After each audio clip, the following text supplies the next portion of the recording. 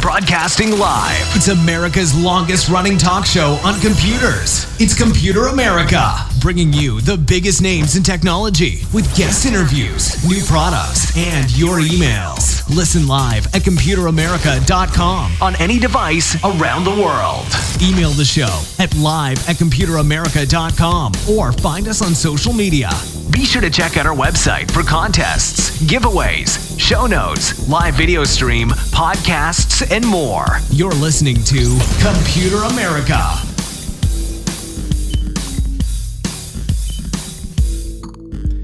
Hello and welcome into the Computer America Show. We are the nation's longest running, nationally syndicated radio talk show on computers and technology. Thank you for joining us. I'm your host, Ben Crossman, and I hope all of you are having a great day because we have a great show planned for you where the entire program is dedicated to computer and technology news. We had a guest who was going to be on to talk about ending hunger in America. It's obviously a very important issue and a very large issue. They will be on at a later time. We got to work on the booking, but in the meantime, don't worry, plenty to talk about. I think we've picked about 16, 17 of the best stories that we can possibly find concerning tech and other things that revolve around technology, as so much is want to do these days. But hey, welcome into the Computer America Show. So a couple things before we get started. The first thing, of course, computeramerica.com. That's where you'll find everything from our show notes, any links, articles, videos, reviews, anything that we talk about here today will be, of course, at computeramerica.com. Also, be sure to check out the live video stream over at twitch.tv/computeramerica. And then on top of that, why don't you go ahead and check out just everything at Computer America and the podcast, wherever podcasts are heard, you can find us there. All that and more at our website. Let's go ahead and get things started. So obviously, everyone, a lot going on today, computer technology news. Why don't we just jump right into it?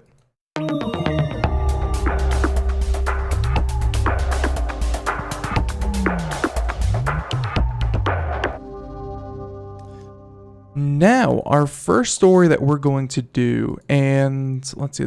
So we have a lot of different stories to choose from. Why don't we talk about something good? We'll start off the day light and fluffy. We'll have something nice out there.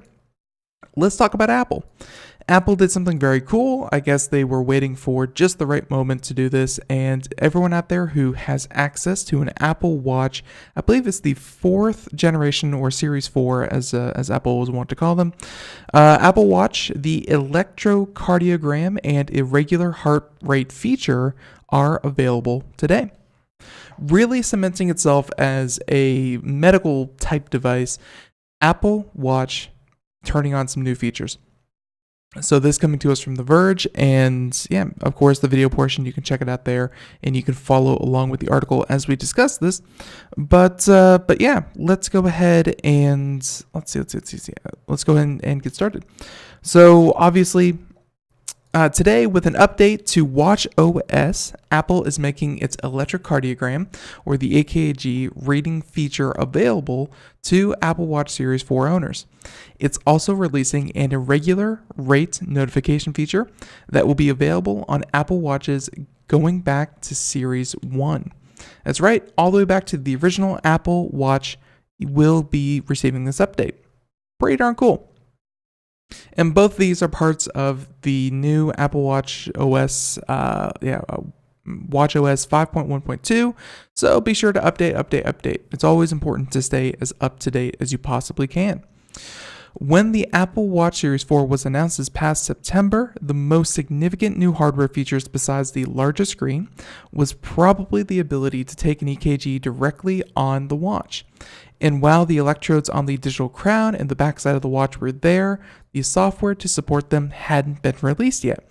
We've seen this with other tech companies. You can take, something like Tesla, where they will actually push out hardware that has no reason to be there yet, but through the magic of software, they are able to push it out at a later date.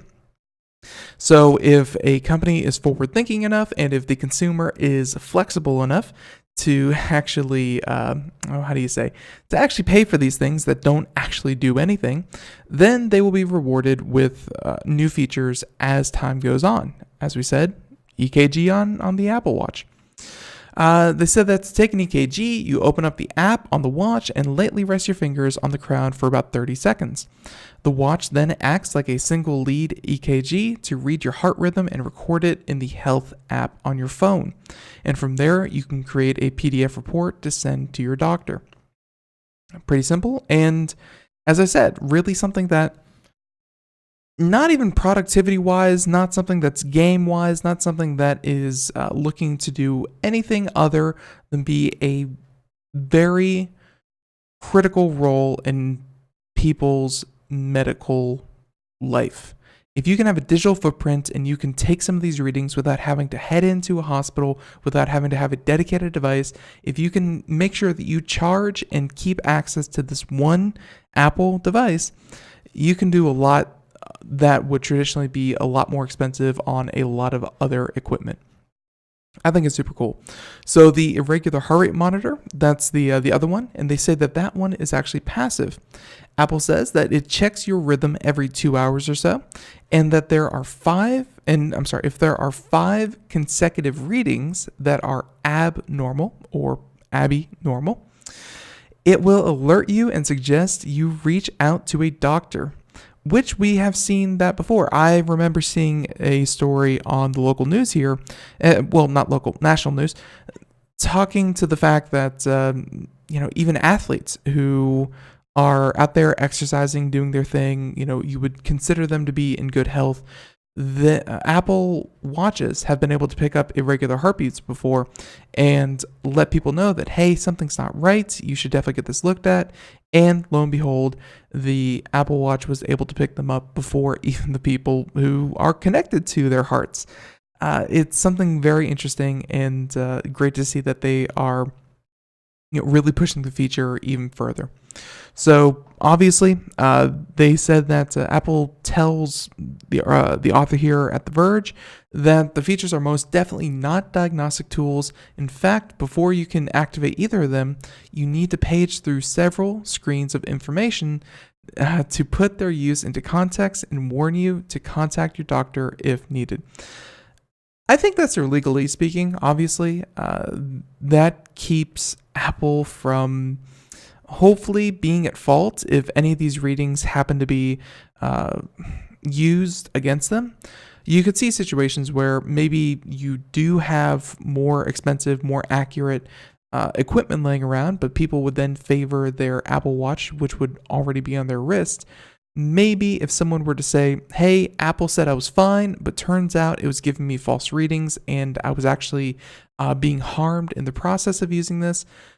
Apple wants to make sure that while this will give you a general pretty good reading, it won't be perfect. And if you're expecting perfect, if you are expecting anything maybe closer to monitor or something very, very critical, as the article said, they will have you flip through a manual to say, hey, this is not a perfect solution. It's a good solution, but it's not a perfect one. So don't expect it to be. I think it's still going to be pretty good. The literature that says that, hey, don't use this as gospel, I think that's more to protect their legal team than it is that any kind of critique on their own equipment. There you have it. So let's see.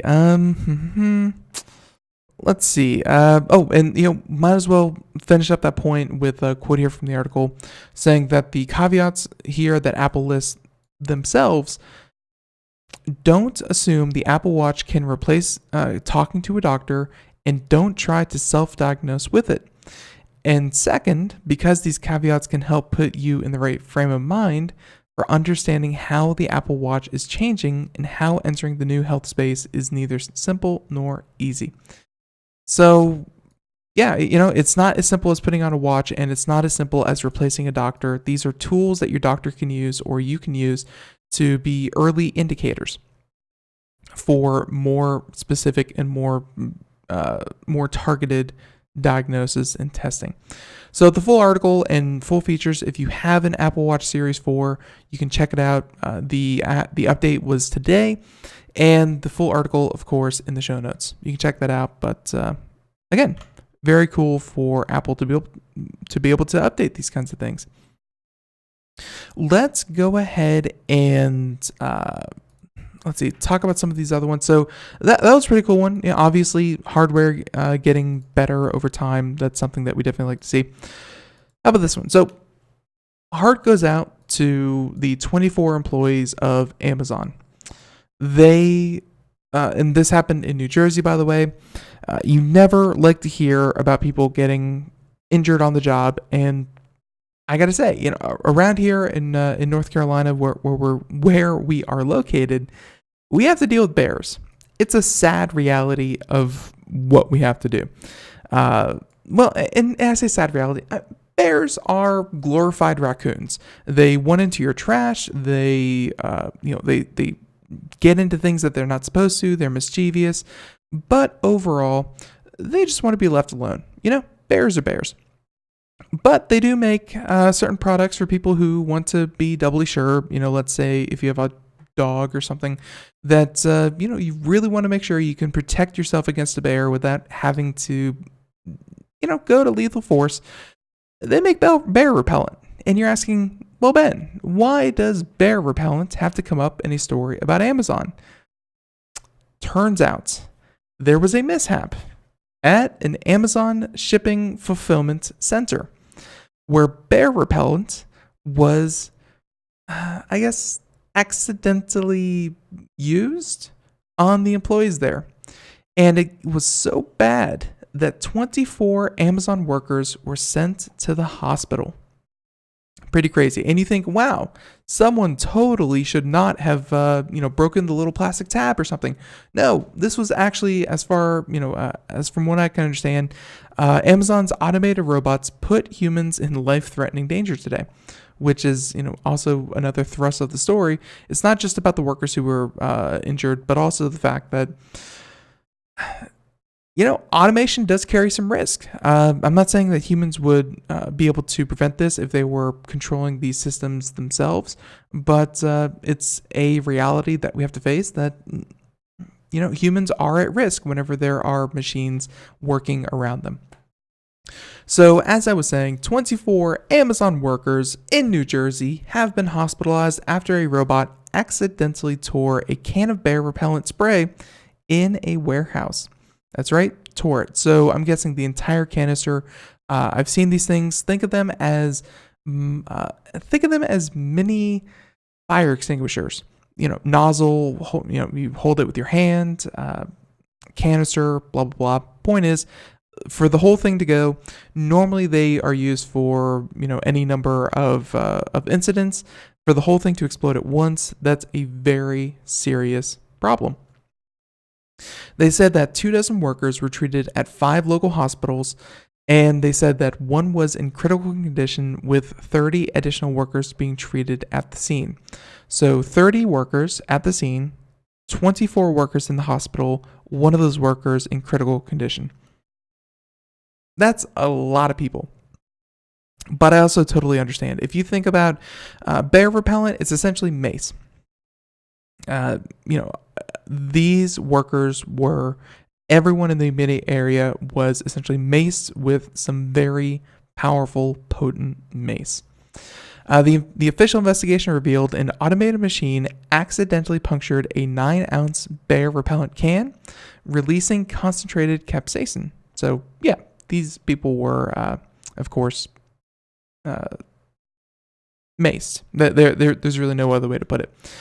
Let's see. So they have a quote here saying that, quote, "Today at our Robinsonville fulfillment center, a damaged aerosol can dispensed strong fumes in a contained area of the facility. The safety of our employees is our top priority, and as such, all employees in that area have been relocated to a safe place, and employees experiencing symptoms are being treated on site. As a precaution, some employees have been transported to local hospitals." So let's figure out how this actually happened. They said that there's no threat to residents in the area. Obviously, the fumes will dissipate.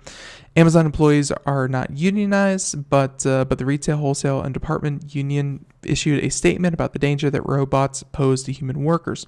And this is where the final quote of this article comes into play.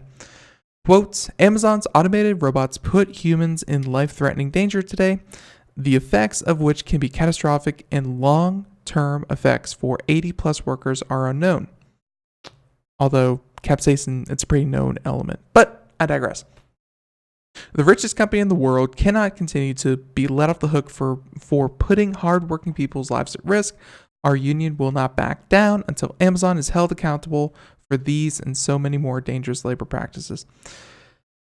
I'll be honest, I've worked in places that had these kinds of inherent risks. It's unfortunate that it happened. Really, they have to figure out how a machine was able to puncture one of these cans. But it's part of handling this material. You should not be surprised that if you handle, let's say, fragile material, that the fragile material sometimes breaks. It's part of doing business. If you handle material under pressure, you shouldn't be surprised that if sometimes that material under pressure is punctured and explodes. And I would say, unfortunately, fortunately, it was something along the lines of mace. It's there have been cases of fatalities using mace. I'm not going to downplay that, but it's very rare and very few and far between. This isn't good, but at the same time, for as much commerce as they do, I think I read an article the other day citing that Amazon fulfilled about 2 billion packages, and you can, of course, purchase bear mace. I'm sure bear mace was, shipped quite often for 2 billion instances, and we expect them to be 100% instead of 99.9% successful. I think that's I think that's a little bit too high of a bar to set. So I hope that all the workers who were injured are, of course, okay. This is something that should be investigated to see how can we prevent it. But at the same time, hey, things happen. It's the workplace. Just like any other place you work, there are, of course, inherent risks. Okay, there's that one. Let's get into a bit of dystopia. So I need to, of course, keep myself abreast about what's happening in Australia. Australia, they are a close technical partner of, America. They are part of what's known as the Five Eyes. You can look at America, Australia, it's like the UK, Germany, I think, and then there's one more. But yeah, so we share a lot of tech stuff with them, and that also includes a lot of legislation that is passed in one country, often tends to be adopted with other countries. That's why it matters here for the US, but of course for all of our Australian listeners, this matters to you today. Because as an update, the bill has passed. Right. So, and of course, we're going to provide a link to the full article here, but the full list of details about what was actually passed in the bill. But let's read the story, get through it, because I hear this is actually a pretty big deal. Where Australia, and this is coming to us from TechCrunch, by the way, Mr. Zach Whitaker, saying that Australia rushes its dangerous anti-encryption bill into Parliament. So encryption comes up here on the show every so often. Encryption A lot of people think that it's if you have nothing to hide, then why are you so upset that encryption has a backdoor or things like that? But at the same time, encryption is one of the average consumer's best defenses to just general malfeasance, to anyone between you and the provider that you trust, getting access to your billing information, to your actual information, to the data that you generate. Encryption, by and large, is used every single day by millions and billions of people without a thought. Encryption is very, very important and good. So let's figure out what Australia is doing. Saying that Australia's controversial anti-encryption bill is one step closer to becoming law. And again, the update to this article being it's been passed into law.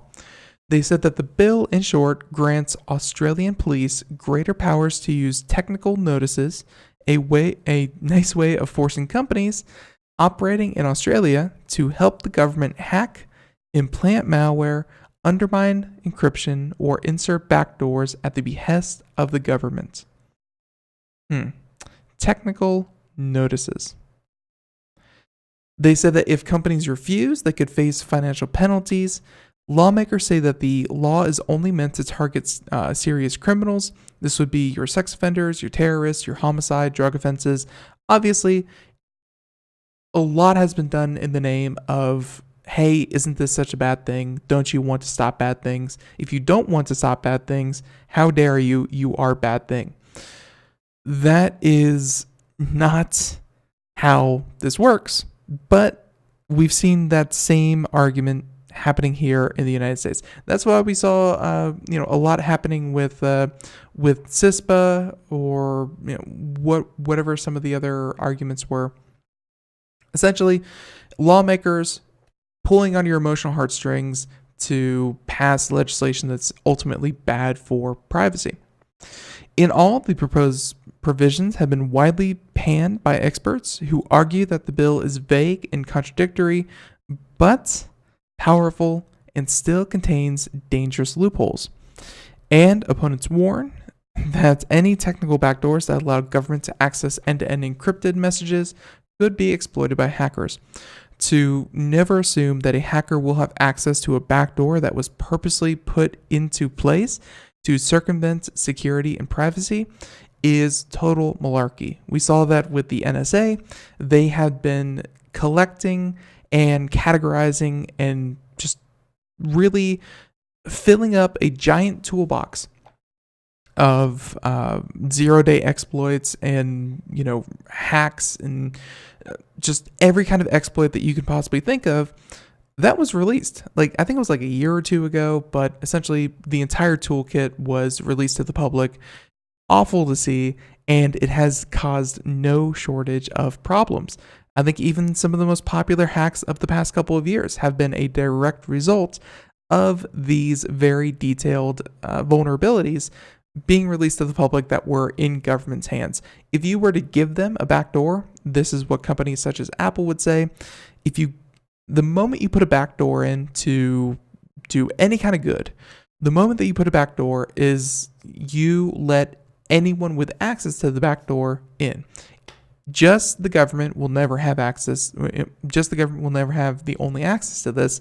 Anyone who knows about it will have access to it. It's the real problem. Why have security if you're just going to put a door in there to let anyone in?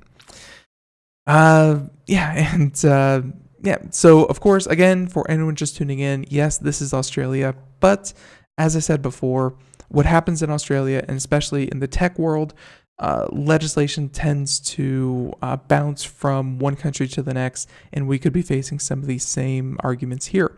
So good to keep abreast. And again, this is something that has passed. This isn't even speculation at this point. This is done legislation. They said that in all, proposed provisions have been widely panned. We went through that. Several lawmakers look set to reject the bill, criticizing the government's effort to rush through the bill before the holiday, which, again, we know happened. The tech community, arguably the most affected by the bill's passing, also has slammed the bill. Apple called it dangerously ambiguous, while Cisco and Mozilla joined the chorus of other tech firms calling for the government to dial back the provisions. This gives the government or law enforcement in Australia the ability to demand this of any tech company, website, any other person who operates within Australia, so pretty much all of them, to put in backdoors or face financial fines. This is very dangerous. This is very dangerous. So the article also mentions here at the end, of the Five Eyes, the UK was the first with its 2016 ratified Investigatory Powers Act, a controversial law that critics dubbed the Snoopers Charter. The European Court of Human Rights later found that parts of the surveillance powers violated human rights laws. Yes, that's right, governments passing laws that are in violation of human rights. Who would have thought it? Near identical powers proposed by Australia's draft bill are likely to escape any international legal challenge. Australia is likely to pass the bill, which again it did. We will include a link in the show notes to the full list of changes here. And yeah, we're not going to be able to get through all this on the show. And well, let's face it, we're not going to be able to get through this and make it interesting. It's just not possible. But we have a list here. And yes, as Milter Snowflakes in the chat room mentioned, this is think of the children. This is, think of all the bad things that we can prevent, where at the same time, it's going to prevent none of them, and it's going to make you more vulnerable as a consumer. We've seen it before. We'll see it again. It's a constant barrage. You have to stay on top of it. But I digress. There's that story. Australia, good luck with that. We are hoping for you.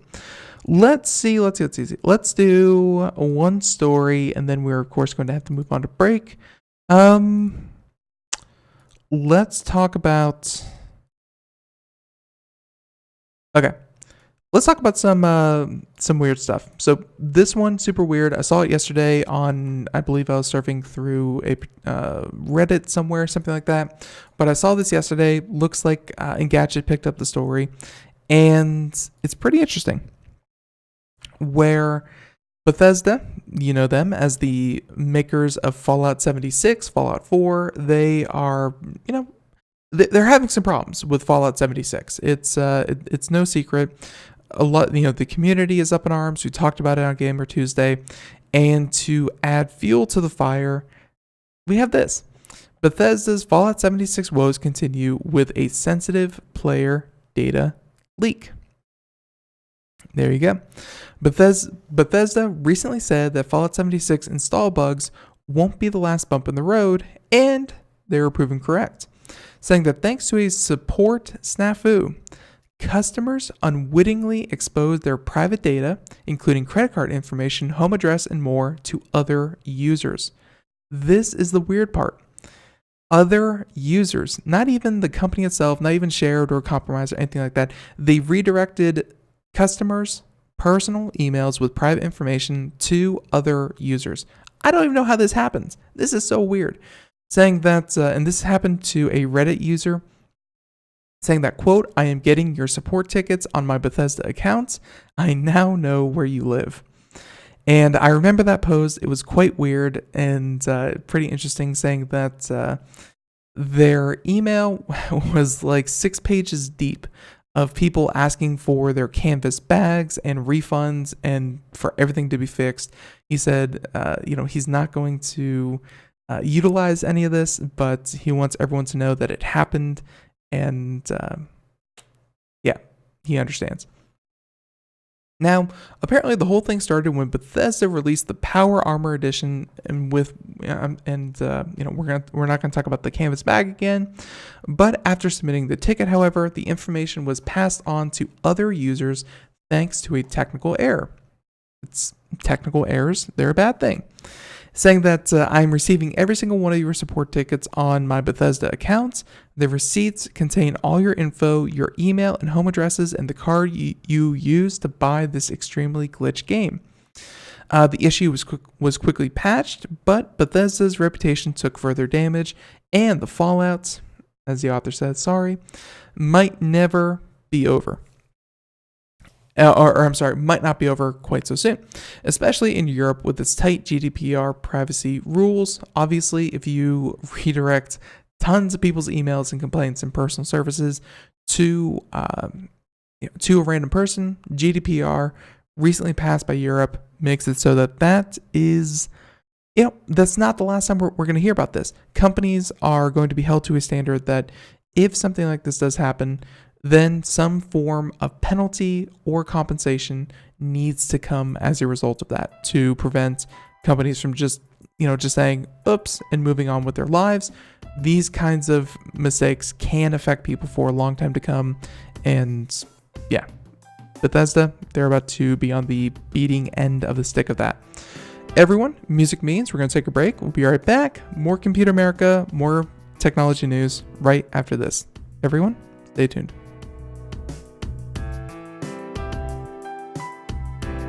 Greece is cheap. But the airfare costs a fortune. Paris? Not much closer, and again, airfare... What about Puerto Vallarta? Let's face it, flying anywhere is just too expensive. Wait, what's this? Low-cost airlines. With one call to low-cost airlines, you'll drastically slash your travel costs. We're talking insanely low airline prices to any of your favorite destinations. Where would you like to go? London, Rome, Costa Rica, Australia? Wow, that's cheap. So why wait? Call now to learn how crazy cheap it is to fly anywhere in the U.S. or international. Our prices are so low, we can't publish them. The only way to get them is to call to instantly hear the most amazing best deals on airline travel. It's that easy. So call now and start packing. 800-215-4461. 800-215-4461. 800-215-4461. That's 800-215-4461. We are all Brother Wolf. 10 years ago, a group of locals banded together to create positive change. We took animals into our homes, held adoption events at local retailers, and talked to the community about our mission to help build a no-kill Asheville. A decade later, we have achieved so many victories for animals in need. There's been so much progress, yet there's still so much to do. As part of our year-long celebration, we encourage you to become a member of our special Compassionate Circle program. With a monthly donation of $10 or more, you will have behind-the-scenes access to the work we are doing at Brother Wolf. Our goal is to reach 1,000 members because we receive no government funding. Working together, we can help build and sustain no-kill communities. Learn more at compassionatecircle.bwar.org. We are a 501c3 tax-deductible organization.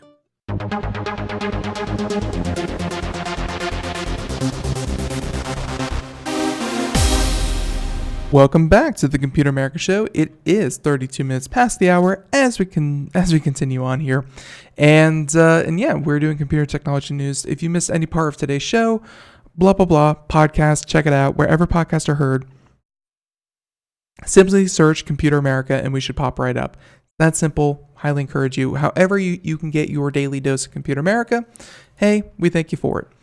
Now, so we're just wrapping up Fallout 76. Good luck with that, Bethesda. Wish you the best.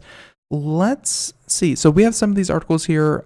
They're going to be a bit more in depth than some of the other ones, but let's talk about this one. So this is a story I'm trying to follow as closely as I can. It's swinging left and right, and it's pretty hard to follow, but Huawei,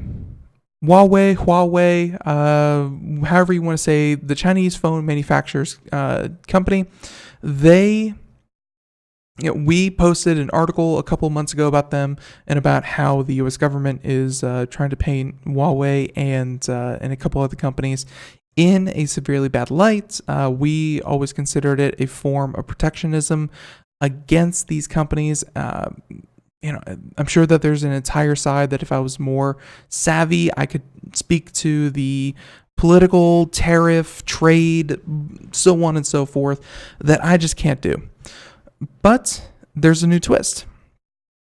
Chinese stocks plummet as Huawei CFO arrest raises trade fears. Now, this happened in Canada. I guess Huawei's chief financial officer, who, by the way, fun fact, is also the daughter of the CEO of the company. Wonder how she got that job. But the CFO was arrested in Canada and to be extradited into the United States just yesterday. And that, of course, caused Huawei to be cause all sorts of problems. There's a lot of different things going on here. So the first thing is she was arrested for conspiracy or for actually doing it. I'm not sure where the charges actually stand, but I guess she helped HP, Hewlett Packard, HP, to sell goods and to sell essentially computers and products to Iran or Syria. And of course I have the article here, this one from TechCrunch. I'm sure it goes into much more detail than I possibly could, although it seems to be really focusing on the stock price of the company. But Iran, there we go. Thank you. Article. Yeah, she helped Huawei and HP sell products to Iran while there was a trade sanction on Iran, and by bypassing those, of course, money's the all-seeing eye. I guess that she's now was arrested in Canada and to be extradited to the U.S. to face charges on these.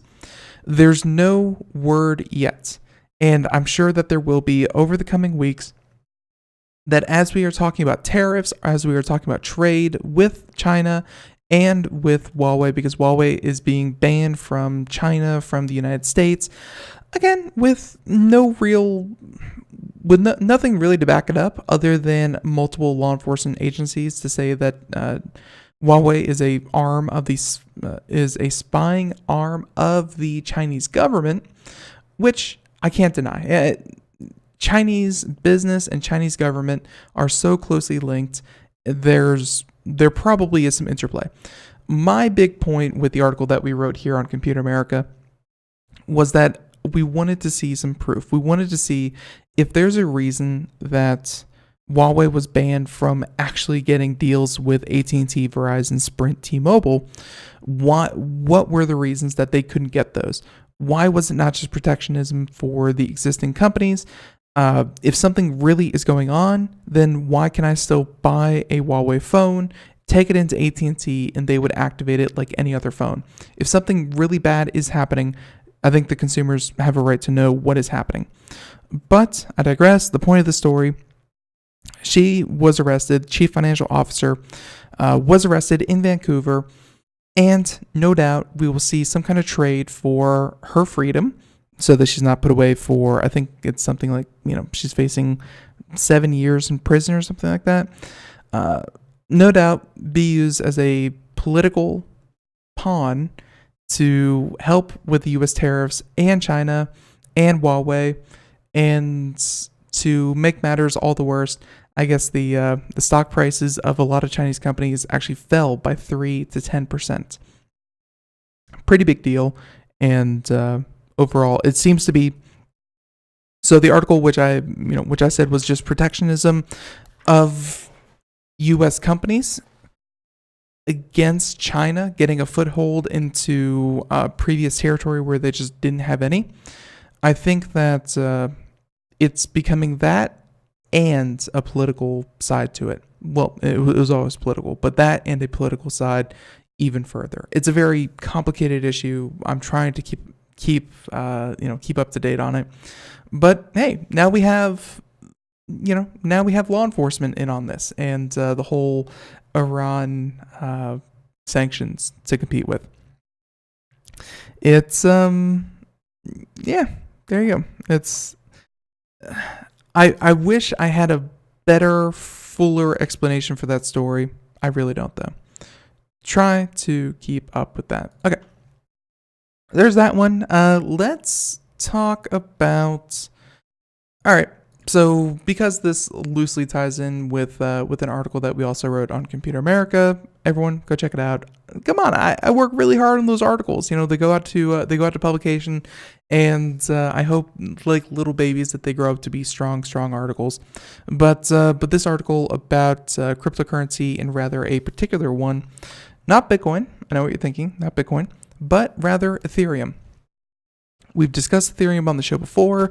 It's Ethereum was billed as a more private, more decentralized version of Bitcoin. There were a lot of improvements in the technology behind it over Bitcoin.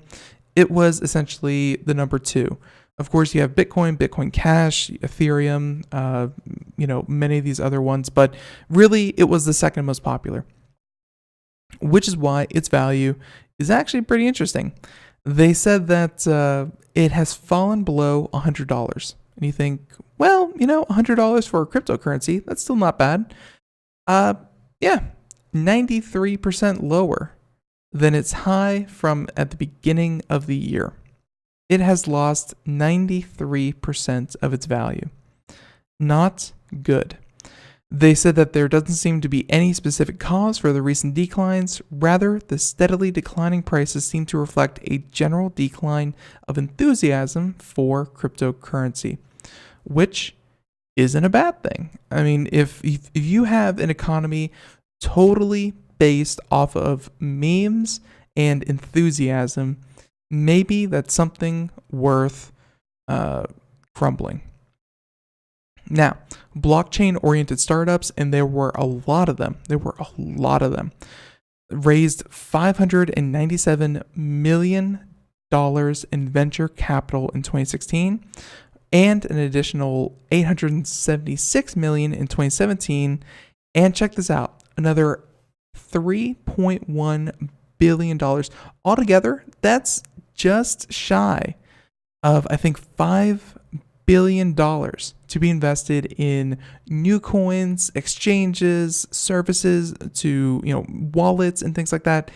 That's $5 billion chasing money that has lost 93% of its value. If you're looking at something and you're hoping that's going to take off, and of course, if you're hoping to, and nothing really springs forward unless there's some kind of investment behind it. And if you're hoping investors are still going to be interested after it has lost so much of its value so quickly, odds are a lot of these people are pulling out, cutting their losses, and saying, well, that was a fun experiment. And they said that some of the most successful blockchain startups to date have been exchanges like Coinbase that enable users to trade cryptocurrency with conventional money. Who knew that the people who are really cashing out are the ones who are able to trade cryptocurrency for actual money? Who knew? And they said that, but no one has figured out how to build a widely used consumer application based on blockchain technology. Nor will they by the time all this comes crashing down. So, like I said, this is something that we recently wrote an article on. I really am beginning to get the sense that Bitcoin, Ethereum, other cryptocurrencies are going to go down as a footnote in history. The idea of a distributed ledger that is electronic and verifiable and things like that, that technology, the blockchain, is going to continue on in some form or another. But the idea that we need currency to do that, that's going to go down as a big footnote in pop culture. It's been an interesting ride. I don't think it's over quite yet, but it's it's been fun to watch, and especially it's been fun to watch from the outside. Happy I did. Okay, there's that one. Let's see. Let's talk some hardware. Let's talk some physical things that are in the here and now. Let's talk about this article from Tech Radar. Great website for anything hardware, things like that. But Tech Radar, AMD, you know them. AMD Radeon RX 3080 could match the GeForce RTX 2070 for half the price. That's pretty cool. That's what we like to see from AMD. AMD for a long time and continues to do so. Not just their processors, but their graphics cards as well. If you're looking for the best of the best, and again, money is no issue, price to performance is no concern to you, NVIDIA or Intel are going to be better than AMD every single time. But if the all-important price to performance is important, as it should be to 99% of our listening audience, AMD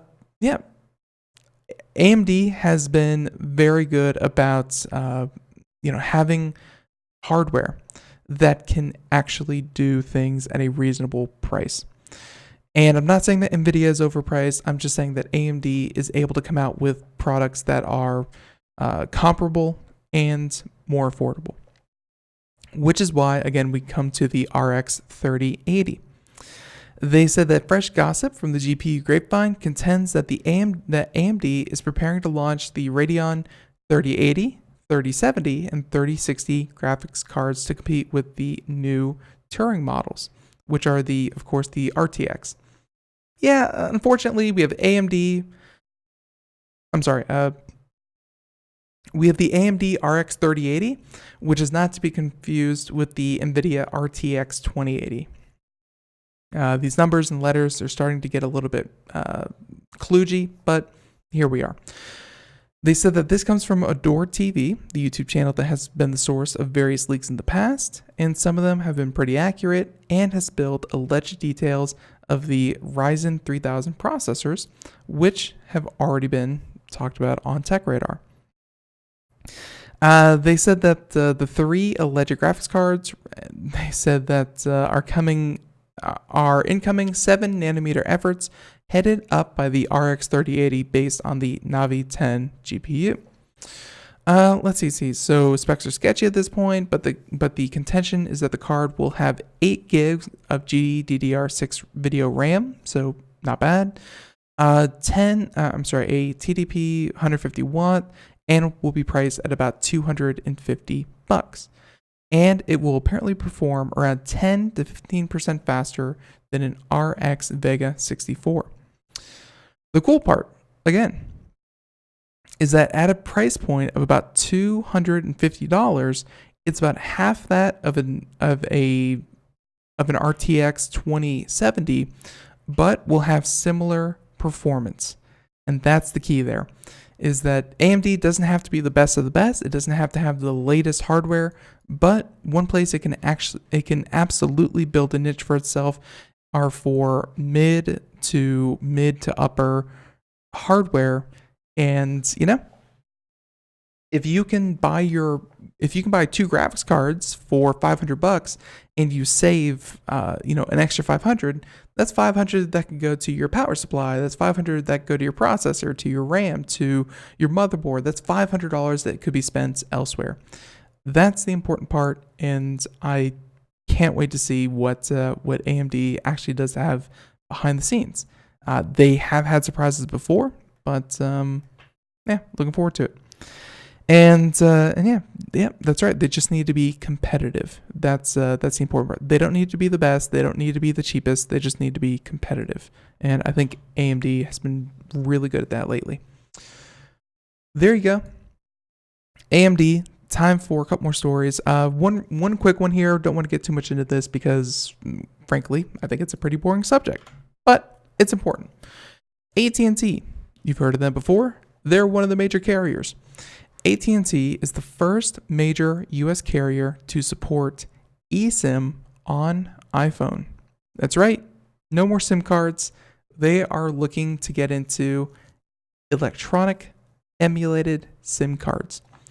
They said that eSIMs are finally getting a foot in the door in the U.S., saying that alongside the news that Apple has officially released 12.1.1 to the public, which includes eSIM support, AT&T has become the first major U.S. carrier to support eSIM for iPhone. They said that eSIM is designed to mitigate the faff and frustration. Faff, that's a fun word. And frustration associated with traditional SIM cards. Instead of fiddling around with a tiny piece of plastic, eSIM, which of course stands for embedded SIM or SIM card, integrates the identification technology of plastic card directly onto the device's processor or modem itself. Obviously, this is going to be not good if you are hoping to, just remove a SIM card, swap in a new one, everything, suddenly all your contacts and everything work just like that. But from a, from kind of a remote maintenance kind of thing, this could certainly be a time saver. eSIM adoption is currently more widespread in Europe, with several carriers offering support for the technology. They said that Verizon and T-Mobile will follow suit later this year. Obviously, there's not much left of the year now, but AT&T is offering the service, and it won't be much long before the competitors do the same. Kind of cool if you want, two different SIM cards. If you want a traditional SIM card as well as an eSIM active on a phone at the same time, this is the best way to do it instead of swapping two SIM cards out one after another. It's an obvious move. Again, there's not much there. It's just it's an obvious move, something that people need to be alert, need to be aware of, that eSIM is coming. If not the end of next year, then the year after that. The way technology innovates, I wouldn't be surprised if on at least iPhones and most Android phones, SIM cards, the physical plastic SIM cards themselves actually go away forever. It's probably going to happen. So, let's see. So we have two Qualcomm stories, a lot of hardware stories. How about we discuss, let's talk about Walmart. A lot of these are kind of doom and gloom, but this one, okay. So obviously, we've talked about automation on the show before. We hope that automation doesn't force a lot of people to lose their jobs. That is an unfortunate side effect. We do not cheer that is the case, but we do keep up to date with technology. And Walmart, they're huge, they're massive. The inclinations of Walmart really do drive industries, and one of these industries are robot janitors. They said that the world's largest retailer by revenue will soon have autonomous robots scrubbing the floors of hundreds of Walmart stores across the US, where Walmart will deploy 360 floor scrubbing robots armed with computer vision and AI capabilities in hundreds of its stores by the end of January 2019. They said that Brain Corp, who is the company that makes the floor scrubbers, powered by the company's Brain OS technology platform, says that, which includes autonomous navigation that uses multiple sensors to scan the robot's surroundings for obstacles like people. So hopefully no one will be injured by these things. I have seen this technology in use. I remember it actually happening 20 years ago. I remember 20 years ago, the same technology was actually available, just not, of course, anything affordable. But I remember 20 years ago when this first came out, it was very good at making sure that you don't hit people. But this needs to have a bit more along with problem solving and actually being able to get the job done.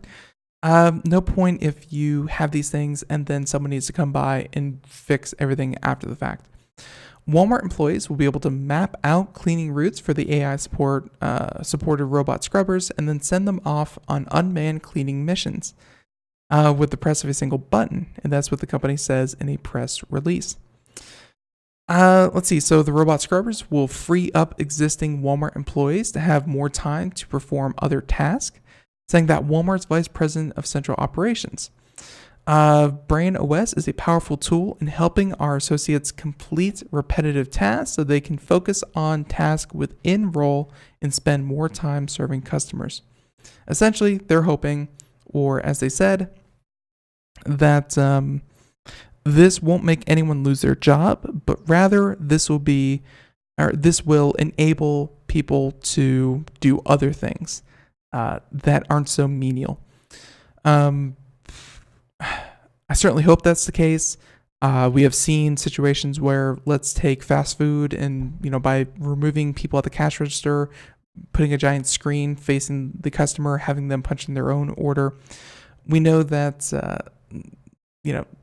companies like McDonald's, they're not suddenly going to go from 4 people working the line to 6 to 8 people working the line and assembling food, but rather they're going to let go people who would traditionally be working the front counter, and they would reduce their overall staff. You can't help but know that that's where this is going to go, but so far Walmart is promising no layoff of jobs when these things actually roll out.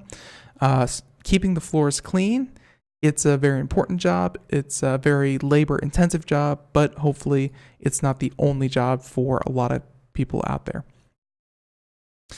It's the world of automation. It's coming. It's coming very, very fast. Okay, time for just one more story. Lots of different ones here. We're going to have to save the Qualcomm stories for later, unfortunately. Why don't we discuss this one here? All right, we haven't bashed on the FCC for a little while. And I know I just said the word bash. It's not that we purposely like to bash the FCC. It's just that they do things that are worth bashing. The FCC chairman, Ajit Pai, you know him, admits Russia meddled in the net neutrality debate. As just with social media, as just with the election, Russia and their attempts to move the conversation in whichever way is disorganized, disharmonious, and chaotic, that's what they do, and they certainly did that with the conversation about net neutrality. They said that the FCC, Ajit Pai, has admitted that around 500,000 comments submitted during the net neutrality public comment period were linked to Russian email addresses. Pai noted in a court filing that most of the comments were in favor of net neutrality, which FCC repealed last December. The New York Times and BuzzFeed News have filed Freedom of Information requests in hopes of uncovering the extent of fraudulent comments and Russian influence in the net neutrality process.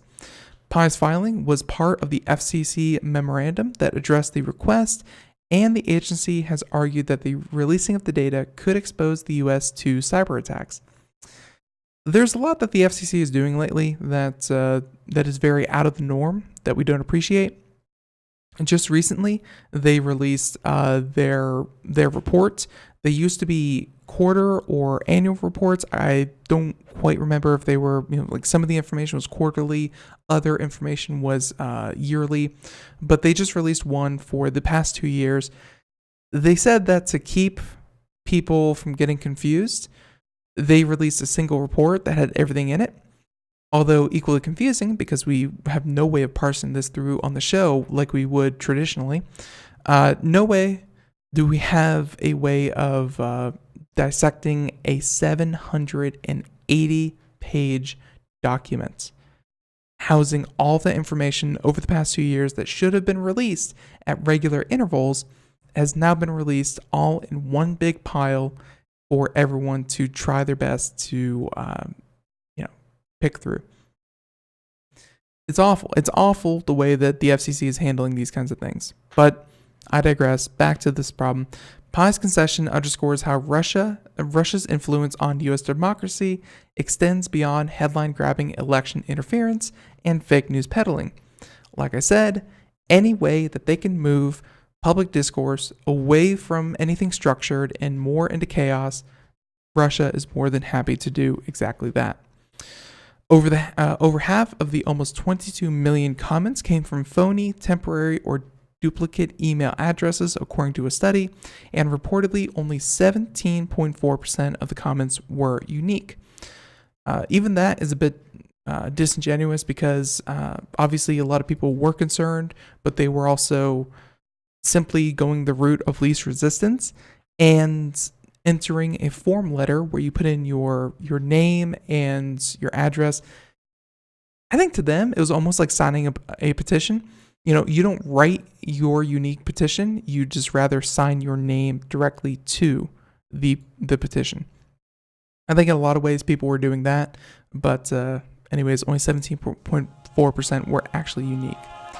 The FCC website crashed on May 2017 after John Oliver urged his viewers to submit comments. The agency claimed it was a DDoS attack, but rather it was just a large influx of comments. Everyone, we're flat out of time, but thank you for joining us. Today's show was actually a lot of fun. I hope all of you had fun too. Check the calendar because I think tomorrow all of you are really going to like this. We have none other than Darius Derek-Shani. We have a lot of graphics and things like that to discuss. Looking forward to it. Be sure to tune in for Darius Derek-Shani here tomorrow. And in the meantime, everyone, be safe, be good. There's a snowstorm coming across the country here this weekend. Hope you are all stocked up, you are ready to go, and you are ready to weather the storm. In the meantime, have a great day. Catch you here Monday through Friday, 4 p.m. to 5 p.m. Eastern. Everyone in the chat room, everyone at home, everyone in the podcast, radio, IRN, thank you so much for tuning in. Bye, everyone.